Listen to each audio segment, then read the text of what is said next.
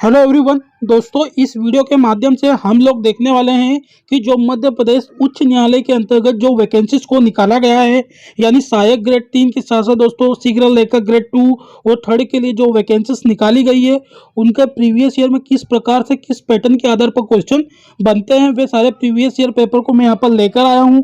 Gas, इससे आप लोगों को यह अनुमान लगाना है कि जो हमारी एग्ज़ाम है उस एग्ज़ाम को किस पैटर्न के आधार पर किस सिलेबस के अकॉर्डिंग हमें उसे कंप्लीट करना है, ताकि हमारी एग्जाम से ओरिएंटेड जो सिलेबस होता है उसी को ही हम यहाँ पर कवर कर लें और ज़्यादा सिलेबस हम ना पढ़ पाए, केवल उसी सिलेक्टेड सब्जेक्ट को अकॉर्डिंगली उस सिलेक्टेड टॉपिक से हम किस प्रकार से जल्दी और अच्छी प्रॉपर तरीके से स्टडी कर सकते हैं। या दोस्तों, इस वीडियो में मैं आप लोगों को सिलेबस को ही यहाँ पर रूबरू कराने वाला हूँ। जो आप लोग देख लोगे तो आपको एक आइडिया लग जाएगा। अपनी स्टडी को स्टार्ट करने से पहले आपको किसी भी एग्जाम के प्रीवियस ईयर को समझना होता है। तो चलिए इस वीडियो में मैं आप लोगों को बता देता हूँ। दोस्तों, यहाँ पर मैं आपको एक ओवरव्यू देने वाला हूँ कि एग्जाम में किस प्रकार के क्वेश्चन आते हैं और कौन कौन सी चीज़ों को आपको अच्छे से याद करना है और कौन सी चीज़ों को हमें स्किप करना होता है। ये समझ गए ना दोस्तों, तो आपके लिए एग्जाम निकालना बहुत ही आसान होगा। या दोस्तों, यहाँ पर जो एग्जाम कंडक्ट कराई गई थी, ये कराई गई थी 6/9/2015 को एग्जाम संपन्न हुई थी। और ये जो प्रारंभिक परीक्षा है उसका यहाँ पर क्वेश्चन पेपर आपके सामने एक मॉडल उत्तर की तरह प्रस्तुत है। यहाँ दोस्तों, यहाँ पर पहला क्वेश्चन आया था कि शिक्षा संविधान की किस सूची से संबंधित है। जी हाँ दोस्तों, और ऑप्शन दे रखे थे यहाँ पर संघ सूची, राज्य सूची, समवर्ती सूची या अवशिष्ट सूची। तो जी हाँ दोस्तों, यहाँ पर आप लोगों को यानी कि संविधान से जो क्वेश्चन पूछा गया है, तो संविधान वाले जो सेक्शन है उसको सारे को अच्छे तरीके से कवर करना होता है। दोस्तों, यहाँ पर अब हमें कवर करना है क्योंकि यहाँ पर सूची पूछी गई है। तो दोस्तों, मैं आप लोगों को बता देना चाहता हूँ कि जो हमारी 12 अनुसूचियाँ हैं संविधान में जो दे रखी है, उन 12 अनुसूचियों को भी आप अच्छे तरीके से यहाँ पर कवर कर लीजिए, क्योंकि यहाँ से भी क्वेश्चन बनने के अब चांसेस ज़्यादा रहेंगे। क्योंकि प्रीवियस ईयर में यहाँ पर एक क्वेश्चन पूछा गया था, जैसे कि शिक्षा संविधान की किस सूची में है। तो दोस्तों, मैं आप लोगों को बता देता हूँ कि ये 7वीं अनुसूची के अंतर्गत हमें 3 सूचियाँ दे रखी है। नंबर 1 पे क्या दे रखा है, केंद्र सरकार की सूचियाँ, राज्य सूची, और थर्ड नंबर पर दे रखा है समवर्ती सूची। थोड़ा ब्रीफ में मैं आप लोगों को इस वीडियो में बता देता हूँ कि केंद्र सूची क्या होती है। दोस्तों, केंद्र सूची यह होती है कि यहाँ पर कोई भी किसी भी चीज़ पर अगर कानून बनता है तो उसका पूर्णतः केंद्र सरकार के द्वारा निर्णय लिया जाता है। एंड देन दोस्तों, राज्य सूची में क्या होता है, तो राज्य सूची में जो भी कानून बनेगा राज्य से रिलेटेड, वो राज्य के द्वारा यहाँ पर बनाया जाता है। और समवर्ती सूची क्या होती है कि कानून बनाने का जो अधिकार होता है वो दोनों के पास होता है। लेकिन जो दोस्तों, अगर एक ही विषय पर कानून बनाया जा रहा है तो उसको जो प्रायिकता दी जाएगी केंद्र को, यानी कि इसमें प्रायिकता दी जाएगी। केंद्र सरकार के जो भी कानून बनाया जाएगा उसको मान्यता दी जाएगी। तो जो शिक्षा संविधान की किस सूची में, तो दोस्तों इसका जो आंसर रहेगा वो रहेगा समवर्ती सूची के अंतर्गत शिक्षा को रखा गया है, यानी कि ऑप्शन थर्ड जो इसका करेक्ट आंसर हो जाएगा।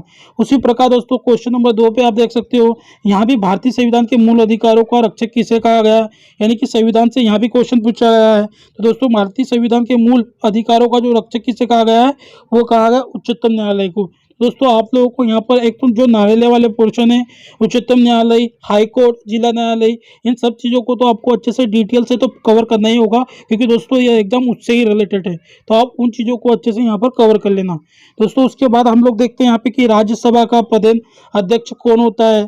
तो दोस्तों, यहाँ पर क्वेश्चन आता है कि राज्यसभा का प्रधान अध्यक्ष होता है, यहाँ पर हमारे जो उपराष्ट्रपति रहते हैं वो राज्यसभा के प्रधान अध्यक्ष होते हैं। दोस्तों, इनको एकदम इनके लिए सटीक वर्ड यूज करें तो राज्यसभा का सभापति भी बोला जाता है। अगर क्वेश्चन पूछ लिया जाए कि बताइए कि राज्यसभा का सभापति कौन होता है, तो वो हमारे जो उपराष्ट्रपति हैं वही हमारे राज्यसभा के सभापति होते हैं, यानी कि अध्यक्ष होते हैं। दोस्तों, वर्तमान में राज्यसभा के अध्यक्ष कौन है, यानी कि राज्यसभा के सभापति कौन है, तो वेंकैया नायडू जी हमारे राज्यसभा के सभापति यानी कि उपराष्ट्रपति राज्यसभा के अध्यक्ष बनाए जाते हैं।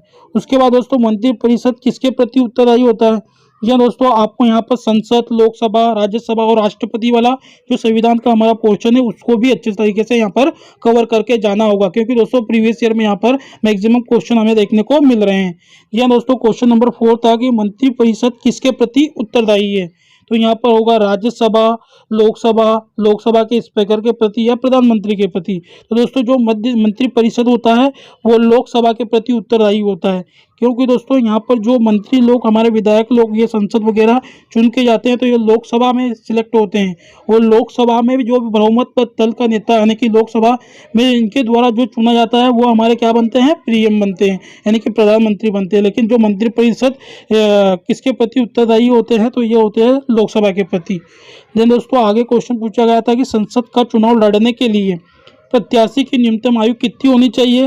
दोस्तों यहाँ पर मैं आप लोगों को बता देता हूँ कि संसद का चुनाव लड़ने के लिए जो हमारे प्रत्याशी की उम्र होनी चाहिए यहाँ पर 25 वर्ष। उसी प्रकार दोस्तों अगर पूछ लिया जाता है कि बताइए कि लोकसभा का सदस्य बनने के लिए न्यूनतम आयु कितनी होती है, तो वहाँ पर भी कितना हो जाएगा, 25 वर्ष। अगर दोस्तों यहाँ पर पूछ लिया जाता है कि राज्यसभा का सदस्य बनने के लिए न्यूनतम आयु कितनी होती है, तो वहाँ पर हो जाता है 30 वर्ष। तो दोस्तों ये वाले सेक्शंस को आप अच्छे से कवर करके जरूर जाना। दोस्तों क्वेश्चन नंबर 4 पर पूछा गया था कि दूरदर्शन ने हाल ही में अपना एक नया चैनल शुरू किया है। जी हाँ दोस्तों, करंट अफेयर से रिलेटेड भी वहाँ पर क्वेश्चन पूछ लिए जाते हैं। तो दूरदर्शन के द्वारा एक नया जो चैनल शुरू किया गया था, उस चैनल का क्या नाम था, तो यहाँ पर था डीडी किसान चैनल, यहाँ पर दूरदर्शन के द्वारा चालू किया गया था। उसी प्रकार दोस्तों यहाँ पर देख लेते हैं कि एफडीआई संबंधित है। जी हाँ दोस्तों, एफडीआई बैंकिंग शब्दावली जो है उसे भी आपको अच्छे से यहाँ पर कवर कर लेना होता है, जैसे कि बैंक का रेट क्या होता है, रेपो दर क्या होती है, ये सारी चीज़ों को आपको, तरलता अनुपात क्या होता है, ये सभी चीज़ों को भी आपको यहाँ पर कवर करना होता है। एफडीआई संबंधित फुल फॉर्म पूछ लिया गया था, तो यहाँ पर दोस्तों एफडीआई संबंधित क्या है, तो यहाँ पर ऑप्शन है सावधि जमा ब्याज, या फिर सावधि जमा निवेश, या फिर प्रत्यक्ष विदेश निवेश, या फिर भविष्य व्युत्पन्न निवेश। तो दोस्तों इसका जो करेक्ट आंसर हो जाएगा प्रत्यक्ष विदेश निवेश। दोस्तों इस प्रकार से आप लोग इसका स्क्रीनशॉट लेकर भी देख सकते हो। दोस्तों जीएस का क्वेश्चन देखते हैं कि काजीरंगा राष्ट्रीय उद्यान निम्नलिखित में से किसके लिए प्रसिद्ध है। जी हाँ दोस्तों, यहाँ पर पूछ लिया गया कि काजीरंगा जो राष्ट्रीय उद्यान है वो किस लिए प्रसिद्ध है। तो दोस्तों मैं आप लोगों को बता देना चाहता हूँ कि जो काजीरंगा राष्ट्रीय उद्यान हमारा कहाँ पर पड़ता है, तो ये सबसे पहले पड़ता है असम में। और यहाँ पर क्या मिलता है, तो दोस्तों यहाँ पर है एक सींग वाला गेंडा यहाँ पर पाया जाता है। दोस्तों आप लोगों को इसको भी अच्छे से कवर करना होता है। दोस्तों उसके बाद यहाँ पर पूछा गया था कि डिस्कवरी ऑफ इंडिया के लेखक कौन है। जी हाँ दोस्तों, कुछ प्रतिष्ठित पुस्तकें हैं जो आपको लुसेंट के विविध वाले सेक्शन में आसानी से उपलब्ध हो जाएगी। वहाँ पर यह क्वेश्चन भी दे रखा है कि डिस्कवरी ऑफ इंडिया के लेखक कौन है। तो दोस्तों डिस्कवरी ऑफ इंडिया के लेखक है जवाहरलाल नेहरू जी के द्वारा डिस्कवरी ऑफ इंडिया की पुस्तक लिखी गई थी। उसी प्रकार दोस्तों यहाँ पर कोणार्क का सूर्य मंदिर किस प्रदेश में स्थित है, तो आप लोगों को पता होगा ये उड़ीसा में है।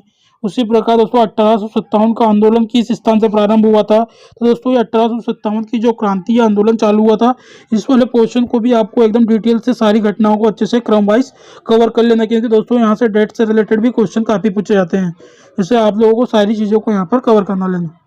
दोस्तों यहाँ पर पूछा गया था 1857 का आंदोलन किस स्थान से प्रारंभ हुआ था, तो वो हुआ था मेरठ से प्रारंभ हुआ था। क्यों हुआ था, किस लिए हुआ था, बाद में इसके क्या जो निकला था, वो सभी चीज़ों को यहाँ पर कवर कर लेना। दोस्तों अगला क्वेश्चन है यहाँ पर कि भौगोलिक दृष्टि से भारत की प्राचीनतम पर्वत श्रृंखला कौन सी है।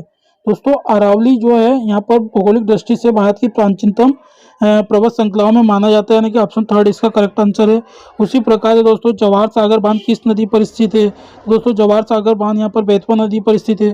तो आप मध्य प्रदेश की जो नदियों वाला पोर्शन है उस चैप्टर को भी अच्छे से कवर करना। साथ ही साथ दोस्तों कौन सी नदी पर कौन सा बांध बना हुआ है और उस बांध में कितना मेगावाट की विद्युत उत्पादन की जाती है, और इसका जो उद्घाटन अगर किसी पर्सनैलिटी या फिर किसी राजनेता के द्वारा किया गया तो उनका नाम भी जरूर याद करना। साथ ही साथ अगर किसी बांध का नाम किसी राजनेता के नाम पर रखा गया तो उसको तो आप कवर करना ही। जैसे कि जवाहर सागर बांध किस नदी पर स्थित है, तो ये चंबल नदी पर स्थित है। साथ ही साथ दोस्तों यहाँ पर राणा प्रताप सागर बांध भी स्थित है, गांधी सागर बांध भी इसी चंबल नदी पर स्थित है। तो ये सारी चीज़ें आप याद कर लेना। साथ ही साथ दोस्तों ये मध्य प्रदेश की दूसरी सबसे बड़ी नदी में आता है, यानी कि 965 किलोमीटर इसकी लंबाई है। तो ये सब चीज़ें आपको अच्छे से कवर कर लेना होती है। और दोस्तों ये चंबल नदी मध्य प्रदेश के इंदौर जिले के निकट महू तहसील के पास जानापाव की पहाड़ी से निकलता है। तो सारी डिटेल जो भी इससे रिलेटेड हो सकती है उसे कवर कर लेना। भूदान योजना किसके द्वारा प्रारंभ की गई थी, जो विनोबा भावे के द्वारा भूदान योजना प्रारंभ की गई थी। दोस्तों उसके प्रकार सूचना का अधिकार आ गया, देख लीजिए यहाँ पर। तो श्वेत क्रांति किससे संबंधित है, दोस्तों ये क्रांतियाँ किससे संबंधित है उस प्रकार से भी क्वेश्चन यहाँ पर पूछा गया। तो आप लोग श्वेत क्रांति तो स्पष्ट तौर पर दूध उत्पादन से, उसी प्रकार मत्स्य उत्पादन से कौन सी आती है, उसी प्रकार अंडा उत्पादन से कौन सी आती है। तो ये सारी जितनी भी 7-8 क्रांतियाँ दे रखी है तो इनके क्वेश्चन यहाँ पर आपसे जरूर पूछे जाएंगे।